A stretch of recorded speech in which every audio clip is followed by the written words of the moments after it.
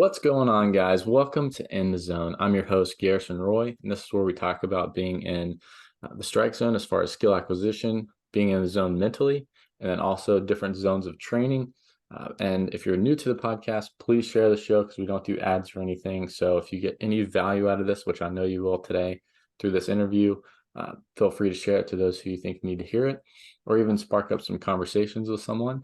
And we have other segments such as rants, mental minutes, and deep dive educational ones as well. But if you have any other future topics or anything you want in, you can email that into inthezonepodcast123@gmail.com. And without further ado, we got Kirby Retzer, the minor league strength and conditioning coordinator for the Boston Red Sox. What's going on, Kirby? Thanks, Garrison. Yeah, good to be on. Yeah, absolutely, man. I know we were kind of going back and forth, and you recently had a little lifestyle change, or a big one, I should say, where we originally had this scheduled sooner. But yeah, man, I'm excited to have you on and talk some shop. Yeah, our daughter was born in May, and having that kind of happen in season was a wrinkle. I know we were just kind of talking about like your appreciation for time, and but yeah, like watching her grow and like watching her figure out where she is in space and how to orient her head and like start to perceive things has been like really cool, especially like coming from like this school of thought.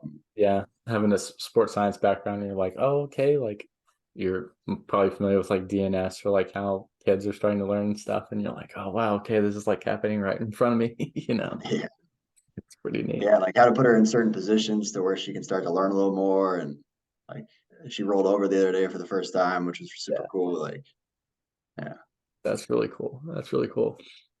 Well, yeah, obviously we could probably talk about that for a little while too if you wanted to, but just kind of stay on topic for what we got going on. So, obviously you're in a proficient role in minor league baseball, or really through professional baseball rankings. But how did you end up getting here? What's your story, man?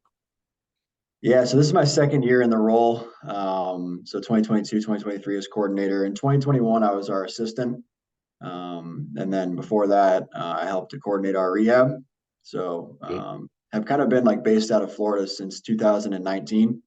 And that's honestly where I started, was at this complex here. I played baseball in college for FGCU, and then started as an intern here during my senior year of college in 2013 in the fall. So yeah, started as an intern and kind of been in professional baseball since. I've never really left after I Love it. finished and graduated. Yeah, had an opportunity to work for the Twins for a couple of years and did that, enjoyed that, and had an opportunity to come back here full time in 2016. So yeah, intern in 13, 2 years from Minnesota in 14 and 15, and then been back here full time since 2016. Went to AAA for those 3 years prior to me starting as a rehab guy in 2019. And when I was in Pawtucket, did an online master's degree, which helped me like really kind of like get interested in rehab and motor learning and skill acquisition, and kind of like building the athlete from like the basic ground level. So that's really what made me interested in kind of coming to Florida and like working towards this eventual role. So yeah, just being able to like get players from the get go off on the right foot, establishing good routines, really trying to stay healthy, and then finding ways that like we can start to influence them on the field, whether it's like arm speed with velo or bat speed, or just like even like speed, like running speed, Yeah, and try to absolutely. tick up defensive range or like their ability to impact on the base paths. Yeah, that I honestly think some of the speed on the base pass is kind of starting to make its way back into the game. Obviously, not as much as Ricky Henderson, but it's definitely a piece of guys to have that tool is starting to be a little more prominent. But Yeah, speed's a skill, right? And like I think yeah, if we can start to develop it and tap into it and understand it, and part of what we'll talk about today is like scout for it and yeah, see for it. Like it's probably not as modifiable as some of the other attributes, but you know, yeah, there's some things that you can win on the margins, right? Like you can get guys more leverage and get them in better positions during certain phases of running and help them put force on the ground in certain ways and yeah. shape. Well, to just be more efficient overall, not have any wasted movement, which I'm sure is a big thing in sprinting, right? Like a lot of people talk about like false steps or whatever it is, but if you're wasting energy and going, if you're starting the turn, run to second, and you start to swing over, it's Yeah. probably not the best route to get to second unless Yeah. you're rounding to go to third, you know. Yeah, a lot of what we've done in our speed development programs is kind of twofold. Like we just try to keep it super simple for our athletes and break it into two phases, like acceleration and then upright or like top speed. And our one of the coaches on our staff has been through Altus and like was a runner back when he was an athlete as well, and like has a big interest in it. His name's Ricky DeLuna, and he's helped to like establish our speed development program. So acceleration, top end speeds, like really just helping athletes to understand like when you are accelerating, what do those shapes, patterns, and positions look like? You're trying to create more of an an oval, trying to Mhm. put horizontal forces into the ground versus when you're in an upright position, it's more circular in nature and it's more of a vertical impulse. So just helping them understand like shapes and positions and how like the heel recovery that you have during those different phases of running change how you're like how you put force into the ground. And so helping them like with different drill packages and constraints and really our dynamic warm up, just treating it as like an actual training opportunity has been like super impactful for us. So we're going through speed testing now and it'll be a bigger part of what our program is in the future. So yeah, I think speed will start to become a skill and an evaluated asset, for position players. Oh, absolutely. Well, and that's something that, I kind of made a post about a while back where everyone's kind of in the amateur baseball setting, still kind of putting a lot of weight into the 60-yard dash, which I'm like, okay, like, sure, if you need to do it in a showcase to show off that, full on acceleration, but at what point in the game, other than maybe an outfielder tracking down a fly ball, and even then, it's maybe not even full, 60 yards. Like, I tend to lean a little bit more towards liking the 10s, 20s, maybe 30s, but anything past that's kind of almost irrelevant in my opinion. But what are your thoughts on that? Yeah, 100%. Yeah, and well, that's our testing battery is a 30-yard time, and then we'll collect a 10-yard time, and then we'll collect that kind of like that flying 20. Hmm. So once you're through 10, how fast do you get into 30? So For it's sure. kind of Well, and then you guys are probably utilizing that to help with helping them just get into certain zones of training or whatever their weaknesses is, if it's the acceleration piece or if it's that top or higher top speed that they would need, right? Like it's pretty cool how it can all tie together, right? yeah, that's where we're going to get to next year Yeah. is more program adjustments and this is tough, right? I mean, you have 12 minutes with a group of position players that you need to actually execute on that. Like what we started with was just helping them to understand that these are the two phases of running and these are the principles that can apply and help you in either one of them. But yes, to your point, like now that we have more frequent testing and we'll be able to say, okay, you do this part well, you don't do this part well. These drills are particularly more geared for you. So Yeah. um, Which I love that too, because you're educating the athlete on why you're doing something, which helps them with just overall buy-in, right? Like it's like, hey, like we're not just giving you this as busy work. yeah, Like back in school and they're just like, hey, this is for you to just sit quietly in the classroom and not do anything. But now yeah, if it's you don't refresh that like intention about why you're doing something, then yeah, they go through the motions and it turns into busy work. It's a really good point.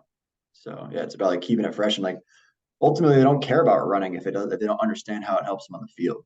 Like I think when you can show them that fast players in the major leagues save more runs or create more runs on the base pass when you can actually prove it and have some tangible evidence to support what you're saying, then they start to care.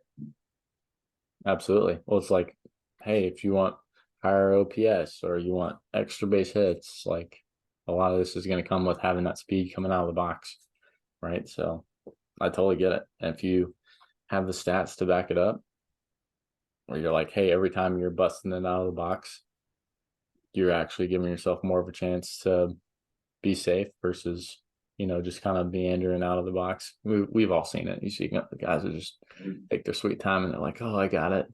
And sometimes it comes back and bites them in the butt if they're trying to run for a second, and then the guy comes in and hoses them, and they're out. Yeah. You know, Yeah. tough, but it's part of baseball. Yeah. So Agreed. yeah, I know I was mentioning kind of the 60-yard dash and um, some of the things that you guys would probably take as incoming athletes or guys that were just scouted, right? Like, what are some other things, to not get into too heavy of the details, that you guys are kind of measuring out of the gate whenever you guys acquire new athletes? So the combine started in 2021. Okay. And for those that aren't familiar, it started in Cary, North Carolina, and then they had one in 2022, and then they also had one last year. And players come in, they go through a whole physical assessment, and then they also play games. So that initial combine in 21 provided us an opportunity to start to work with the scouting department as a strength and conditioning staff and as like a sports science staff. So since then, like we've really tried to leverage that information to better understand who the athletes are that are coming in. Yeah. So at the combine, they'll do movement screens, they'll do ISAC, body composition, um, they'll do counter movement jump testing, they'll do sprint testing. So it's a pretty comprehensive battery. There isn't any like strength assessment like at the combine, like the NFL combine, where they do bench press and what have you. But it's a pretty comprehensive battery. So like we'll leverage that information to understand like a few different things, right? Like there's like four main pillars I think that it kind of comes back to in my head is like how fast are guys moving, and I think like there's a multitude of ways that you can look at speed. It's position specific, right? For a pitcher, they're not necessarily going to do the sprint testing, but when they jump on the force plates or they do a lateral bound assessment or they do a broad jump, like how explosive are they relative to their other cohort of players their age, or how are they relative to their height for a broad jump and things like that. So I think like as a data set grows, like we'll be able to better understand like that speed element in relation to position. So yeah, so pitchers jump testing, the variety of ways that you can assess that, and then position players, yeah, jump testing, but then also the run data, right? So and then so yeah, the first element's kind of like how fast they are. Like second one's how free do they move? So like are there movement limitations that they have during the FMS? I think a second layer to that is like when you watch them and in play, like or in the dynamic warmups, getting ready to do some of these assessments, like how well can they separate limbs? Like Oh yeah, so, it's just adding context, right, to their movement, and what actually matters is how they perform the game. So that makes total sense for sure. yeah, more so saying like a movement screen is a movement screen, and there's certain ways that you can work through that, and maybe you are a clean mover in a very stable environment, like laying on your back, raising your leg. But then how do you do that same movement during a dynamic warm up? Like how mobile and free are you during more positions that require more speed, that require storing and releasing of energy? Like how does that range of motion that you have in a controlled setting, how do you display that through dynamic positions?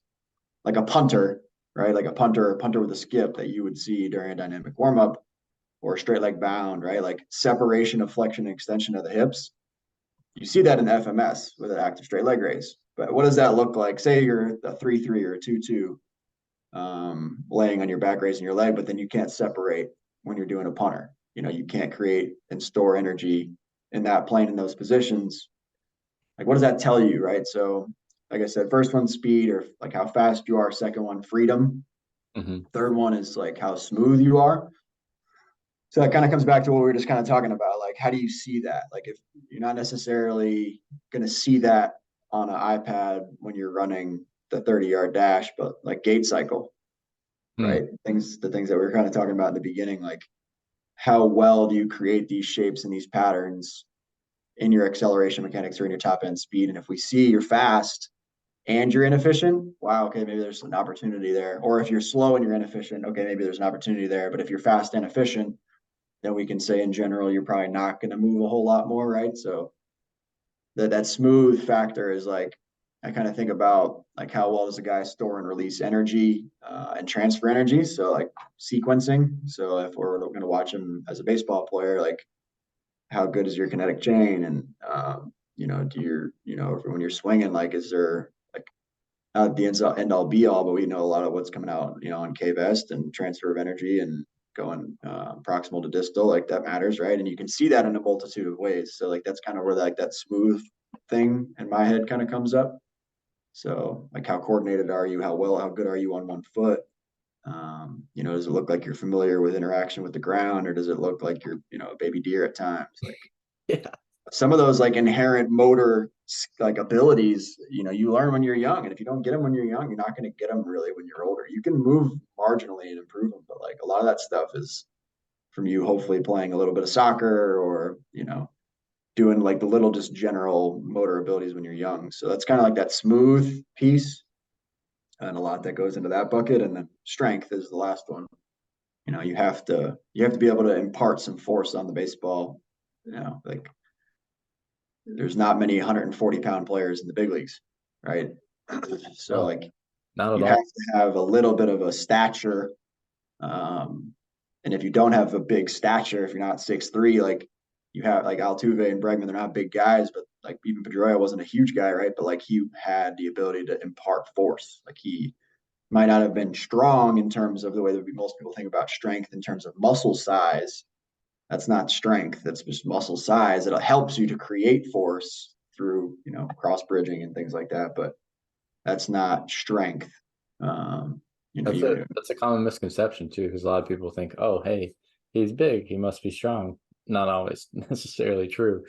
And like you said, the how you're producing force and um, people always in the common terminology, obviously we have more scientific stuff behind it, but they're like, oh, he's super fast twitch or he's slow twitch, right? And they're like, okay, yeah, like he probably trains more in this way or he has more fast twitch muscle fibers, but this is also how well their body's moving and producing and transferring that energy too. Like see it all kind of coincide and work together, right? Because it's all four of those pieces probably working together versus in isolation.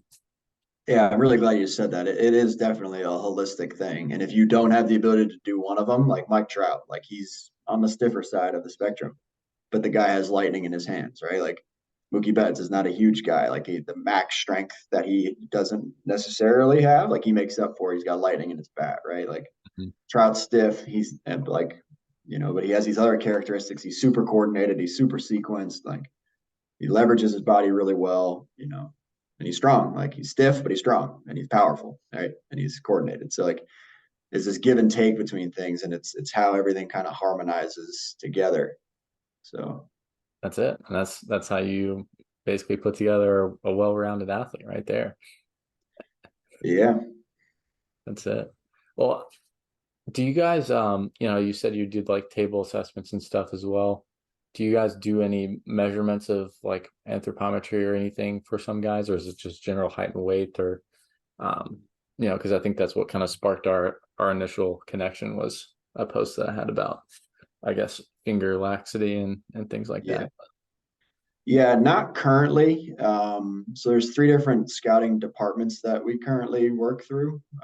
International, which is where like everybody in the international market gets evaluated and then signed. You have amateur, which is the All the traditional Caribbean, draft, and Japanese. then and then you have pro scouting, which you're scouting other teams. So like from a scouting standpoint, like we don't do really like any body measurements. In house, we look at height. Um, but I think one thing that we are starting to look at on the scouting front is just like frame types.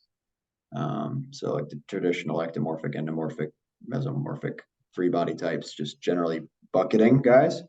Yeah, you have some ectomorphs in the big leagues, but they're few and far between. Like Elliot De La Cruz is an ectomorph, right? But he's a rare breed. He's an outlier. He won't be a guy that puts on a lot of weight, but he's like a really tall guy, right? Like you see small, thin guys that are up there, but they're few and far between. And they have some of these other attributes, like we were talking about, that are just so good that it makes up for their lack of size, because that ectomorphic frame literature has shown us that it's it's hard to put weight on, or those players have a hard time putting weight on. So, you know, Absolutely. if those guys don't have lightning in their hands, then, their strength bucket is going to be probably lower than most. Yeah, no, it makes sense. I'm another athlete, obviously not in the organization. I think is with the Guardians. Was Tristan McKenzie. Like he's one Yeah. that always comes to my mind. Is like he's Mhm. super strong, and I've seen him lift before in the past, and he's able to, lift the house, but he just doesn't have the size. It's like, okay, so what? Dude Yeah. still throws and gets people out, has good stuff. Like at that point, does size really matter? Probably not. Agreed. Yeah. So I guess kind of transitioning from that, you're looking at that, you're looking at maybe some of these. Is there a lot of this stuff you can't have measurable data on, but some of it is going to be kind of, you know, intangible in a way. And some of them you can probably try to, but what are some things that you guys also kind of look at that are quote unquote those intangibles of a good athlete? Yeah, I kind of went through them on that, like those four buckets. Some of that you measure, some of it you don't. You're like when you're watching a guy on the field until we get kind of Kinetrax biomechanical reports, and you're going to be using your eyes, and you're not going to be able to measure it. But I think you can use the principles of physics and just principles of movement. Almost think about it. A good friend of mine coined this term, the math of movement. It's almost like the math of movement, right? A certain amount of range and a certain amount of force is going to equate to a certain amount of thing, and um, you can have metrics that show you that if you have Kinetrax or you have things like that or force plates in the mound. But you can if a guy's like hinging and riding down the mound really well, if he's able to stick his foot in the ground and transfer energy through that, or during the dynamic warm up, like I could do motion capture of their ability to do these movements, or I could just have a skilled eye for it. So like I think some of the intangibles um, that are currently requiring the scout's eye or a strength and conditioning coach's eye to see them now. To see speed, to see freedom, to see fluidity, like those things I think eventually will be measured, but right now they're not. So I think in time, like they're currently now intangibles that we will now in the future, I think, measure. One of them that currently is an intangible that we measure or that we don't measure, I'm sorry, is training age. So Mm, how long has a guy been training? So that gives us some influence and then some idea into what may be left in the tank there. yeah. Oh, absolutely. Well, training age in itself, and then also what is their training history? Like, where did they train? Where did they do some of Oh, these, of course. right? Because that's going to also influence what their intentions are, what maybe they like to do, whether it's in the weight room or even in the actual skill side of things, like, you know, using different types of lifts or whatever, and what actually helped them get to where they are. Like that's something to definitely consider. I'm sure, you've probably, as the scouts are asking, like, okay, hey, where's he train? What does he do? So then they're finding out, like, has he tried to push to reach this, you know, end goal potential that he has, or does he have, like you said, a lot left in the tank? Does he not, or has he not done much training outside of just playing, like an international guy who's just raw altogether? I'm sure you Yeah. guys see it all the time with the guys in rookie ball and stuff, right? Like they just come in and they just got the stuff, never probably lifted a weight in their life, and they're like, okay, well, got a lot of upside here, right? Yeah. Yeah. And I think like as we better understand how training influences them on the field, I think we'll have a better, I think our whole industry will have a better direction, Mm-hmm. right? It's like, okay, yeah, these kids from the Dominican Republic or from Venezuela or from anywhere in Latin American countries, like, yes, they don't train because they don't have the opportunities to, but they play baseball a lot, right? And when they come in and they've never really been exposed to training, like, how does that like change them as a baseball player? How does it change everything about them, right? Like we have all these things that we measure now, but I think over the last decade, you had this influx of technologies that came into baseball in a multitude of fashions, right? Like that was the last 10 years and the appreciation that this stuff may be important. And I think the next 10 years, probably even less than that, is going to be okay. How does the training that we do affect these things that we are measuring. Yeah, the application piece of it, right? Like it's why do Yeah, I you don't think the have all industry this is there information? yet. Yeah, yeah. It's not quite there. It's just collecting data, and it was an interesting point that you bring up. And we actually had Scott Coleman with Kinetrax on in a previous episode, and he was showing me like how you can get guys out in the outfield and stuff like that with some of the cameras in place. It's just really cool. But I never really thought of it in this aspect till you brought it up. Checking their warm ups, or maybe even have those cameras on whenever they're doing other things. Not that I don't know if the data collection is there, but you could just be like, okay, hey, like when he's sprinting today, how's he moving? Is this different than the day before? Also, maybe calculate that into readiness. I don't know. This is a total rabbit hole for me, but I don't Yeah. know.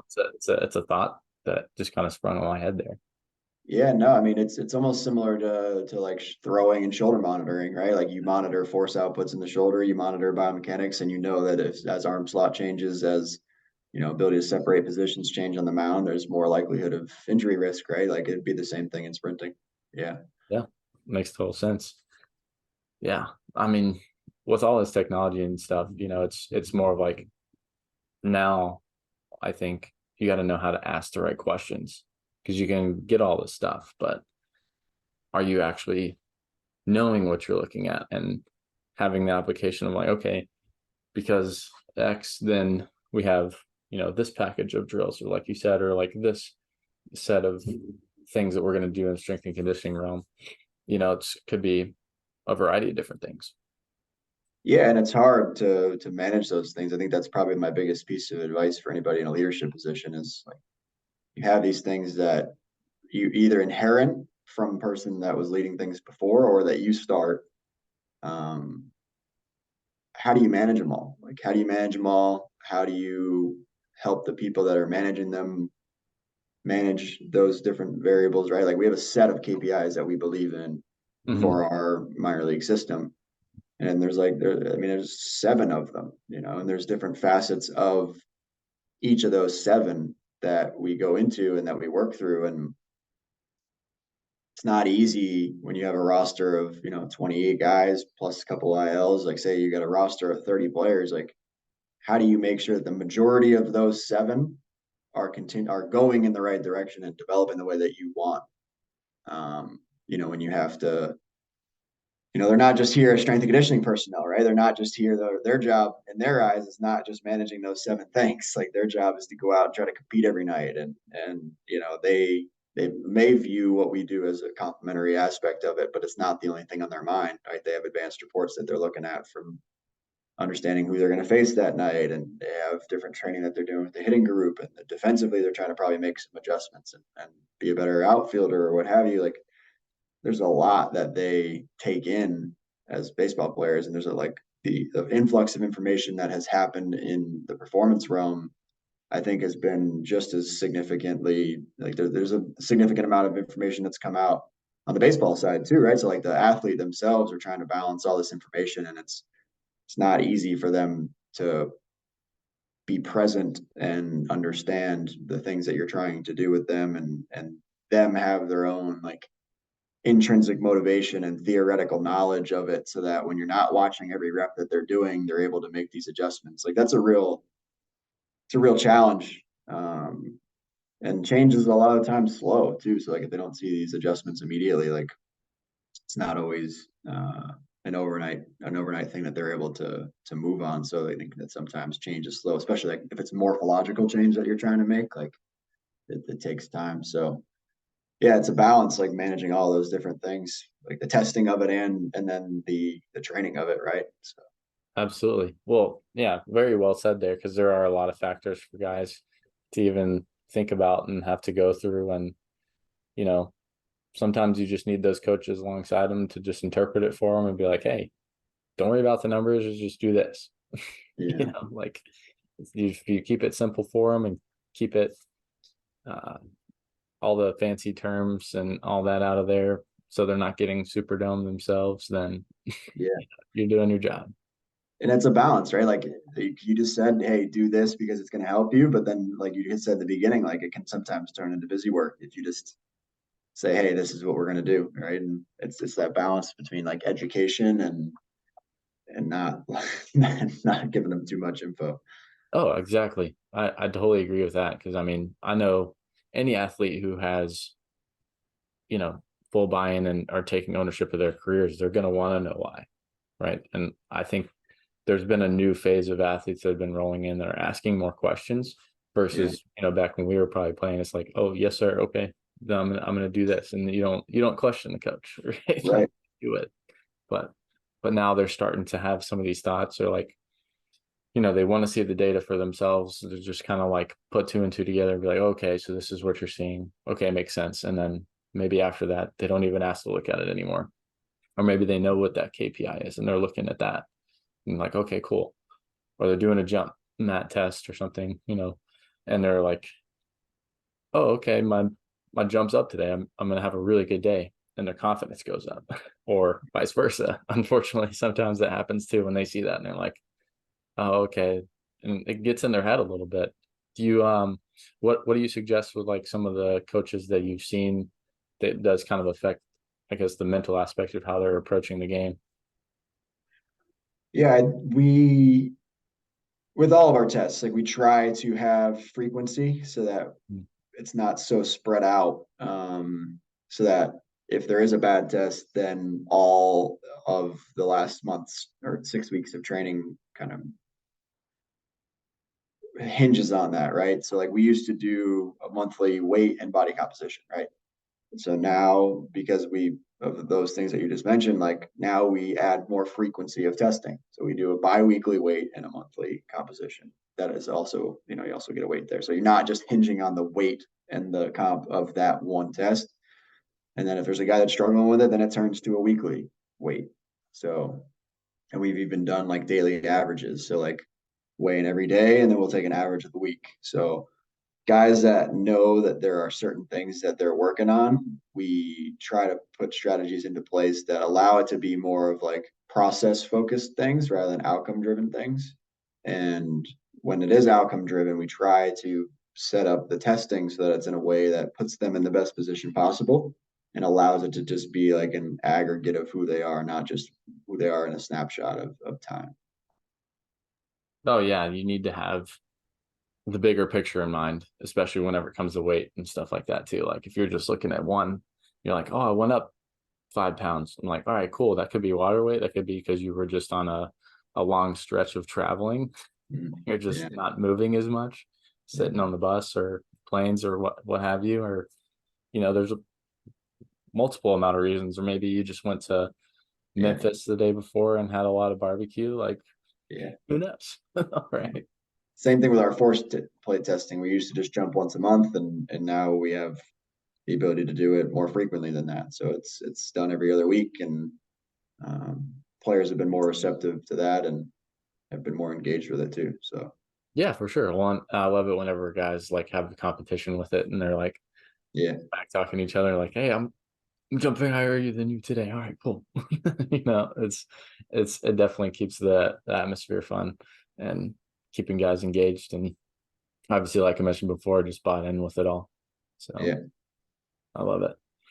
So I guess outside of that, I love how you were probably one of the first that I've spoken to, at least, where you're meshing the strength and conditioning side with the scouting side, right? And sometimes whenever, especially in I think the pro scouting sector, a lot of teams kind of withhold information to yeah, try to, either have a trade or something go in. So I know how that can be multifaceted, but um, you know, I'm curious to see if you do have like that one uniform battery or test or something that guys do, especially like during the off season whenever everyone's kind of getting shuffled around, to kind of look at those things to be able to make some of those decisions of, hey, how much are we going to sign this guy for, or, whatnot. Obviously they still go through the physicals and everything beforehand. um but what would be some staples for you, maybe like, or maybe ones that are kind of off the wall that you don't really think of, like maybe a grip string test or something like that, that a lot of people may not necessarily think of?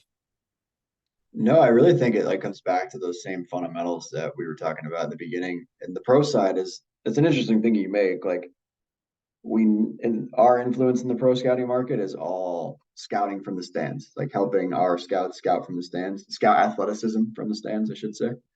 Um, Within the pro market, we have never had the opportunity to test, and like you said, there's no data sharing.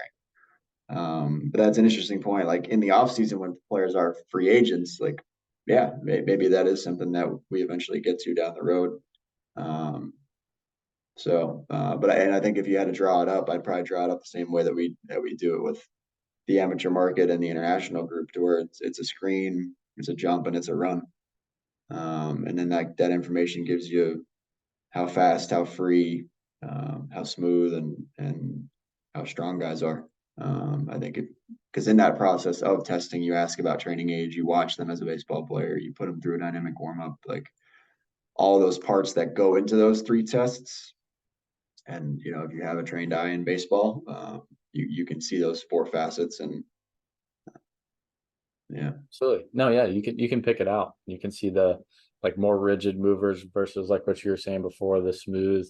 Everything's has a lot more of a proper sequencing, I guess I could say. Like can't say it's a an ideal sequencing, but it's a lot more fluid and uh, flows is probably the best word I could think of for it. Is like everything flows together and there's nothing fighting against each other. And after you see so many videos and see guys play for so long, you know it when you see it. It's kind of like yeah, you're looking for something and you're like, oh, I don't know what I'm looking for. And as soon as you see it, you're like, oh, that's it.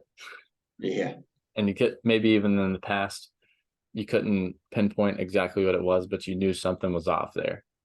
You know, it's really interesting to see how just from the older scouts back in the day, they just had the eye for it because they were around the game for so long, and now you can actually quantify some of that stuff. It's pretty cool.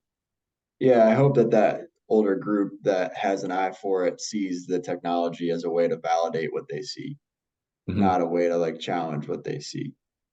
Oh, They've right. seen it for Yeah. so long. Like I hope that it's a way to like just arm them with objectives that can support the subjective nature of what they see. Yeah, absolutely. I have actually a story to go along with that. This was a coach. He's out and retired now, but it was a junior college guy, head coach, been around the game for years. And he came up and he was scouting around in the facility I was working at the time. We had a track man hooked up, and he was coming to watch one of my players throw. And he was like, I don't know what all that TrackMan data says, but this is I feel like this is happening. And I'm literally turning to him like, yeah, his extension's shorter, like he's cutting himself off. You're spot on. Like it all lines up with what he was saying. So I was like, this isn't going against what you're saying, man. Like we're saying the same thing. It's just kind of a different verbiage or language or you know, the kids nowadays can understand that. But having that connection and knowing like, oh hey, this is what happened. I don't have to wait for that trackman report to come through. Like I can see this because I've been Hmm. experienced with it. If you can tie those two together, I think that's really powerful for sure. Yeah, agreed. Yeah, you can almost like then empower those people to, even if they don't have the TrackMan, they can speak to the physics of what's happening, right? And you can't argue physics, even if it's with your eyes. Like you don't have a necessarily particular measurement of it at the time with your eye, but like you can speak to it and leverage those terms. Absolutely. Absolutely. That's awesome. Well, trying to think of any other questions outside of scouting. Is there any of them that not to get into too much nuance, but like maybe some things that maybe some people have misconceptions of what in terms of scouting, whether it's amateur, international, or the pro realms? Is there any in there that might raise a flag for you? Um, hmm. I know one for me, and it kind of dawned on me as I was working with more guys that were playing professionally was they're like, hey, you play for the other 29 teams. Like, just because you're with the Red Sox, for example, doesn't mean that they're going to keep you forever, right? Like, you got all the other 29 teams still looking at you. And I thought that was kind of crazy to think about. Or minor league games, you got Yeah. guys looking at you. It's not just because you signed a contract. Okay, cool. Now you're scot free and you're just in the org. It's a totally different animal with that. Yeah. Yeah. And like, I mean, in the international market, kids now are getting looked at and talked to at, at 13 and Mm, 14 years wow. old. It's pretty amazing. And, they're coming to the academies super young. And I think the last part that I'll say about scouting is um, none of that stuff matters if you don't have an understanding of who the person is and the makeup. Are they a competitor? Like, do they have the ability and aptitude to learn new information? I think rarely will you find a player that's just who they are. You'll never find a player that who they are when they're drafted is who they are going to be in the big leagues. I'd say Chris Sale would probably be the one outlier to that rule. Like he got to the big leagues in 3 months, right? So he was who he was coming out of college, and he was a big leaguer in college, right? In essence. So I think like players need aptitude and to learn new things for one, but they also need to compete. And like I haven't spent a lot of time in a major league dugout, but I have spent time in a major league dugout, and it's a tough game, and the Mhm. season is arduous, and it's a relentless grind. Um, so you have to be a certain kind of person to play in the big leagues, and to play in the big leagues for a long time.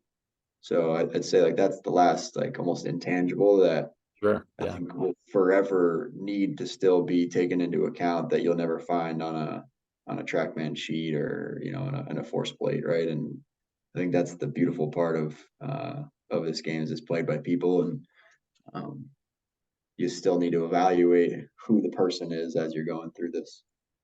I love it. Very well said. I think that's a good spot to end on, I think. But do you have any other closing remarks? Or I know you were talking about other guys that might be in leadership positions, whether it's college or in another pro organization. Do you have any just like words of encouragement or thoughts to dish out to them?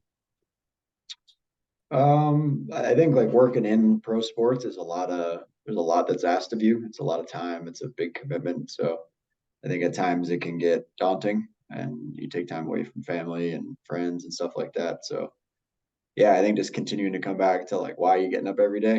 Like what are you trying to accomplish? And when you are at home and you're not working, like be present and you know have a balance there. When you are at work and know why you're there, and when you are not working, make sure that you're enjoying yourself in that different role, right? Because we all have different roles that we play in our lives. So when you are shifting, wearing those different hats, like be present. I love it. Yeah, got to stay in the zone and be present with where you're at, whether it's work or being a dad, right? Yeah, Like you gotta be willing to make the switch and be where your feet are. I love it. there you go.